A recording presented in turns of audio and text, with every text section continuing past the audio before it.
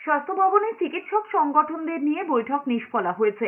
এরই মধ্যে রবিবার কর্মবিরতির অবস্থান থেকে তারা যে সরছেন না তা আরও একবার স্পষ্ট করেছেন আন্দোলনকারী জুনিয়র চিকিৎসকরা। অভিযোগ করেছেন, আড়াল থেকে একটি ক্ষমতাশীল চক্র সক্রিয় হয়ে তদন্তে বাধা তৈরি করছে, যাদের চাপের কাছে স্বাস্থ্য ভবনও অসহায়। তাদের আরও বক্তব্য, এদের জন্য আসল দোষীরা এখনো প্রকাশ্যে ঘুরে বেড়াচ্ছে, আর তাই বাহিনীর নিরাপত্তা থাকলেও চিকিৎসকরা এখনো নিরাপদ বোধ করছেন না। তাই এখনই কর্মবিরতি প্রত্যাহার করবেন না বলেই জানিয়ে দিয়েছেন আর.জি. করের আন্দোলনকারীরা। তাদের আরও দাবি, রুদ্ধদ্বার বৈঠক নয়, সর্বসমক্ষে স্বাস্থ্য ভবনকে দাবি দেওয়া মেনে নিতে হবে।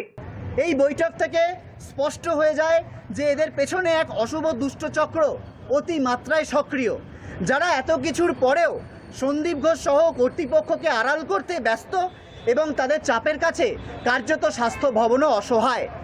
যদিও সেদিন রাতে আন্দোলনকারী ছাত্রছাত্রী এবং জুনিয়র ডাক্তারদের জোরের কাছে নথি স্বীকার করে বাকিদের বদলি করে দেওয়া হয়, কিন্তু যে সন্দীপ ঘোষকে এই ঘটনার জন্য সিবিআই টানা জেরা করে চলেছে এবং এমনকি আর্থিক দুর্নীতির জন্য তদন্ত সেটা সিবিআই কর্তৃপক্ষের কাছে রয়েছে, তাকে কেন, তার বিরুদ্ধে কোনো কার্যকরী ব্যবস্থা স্বাস্থ্য ভবন থেকে কেন নেওয়া হচ্ছে না,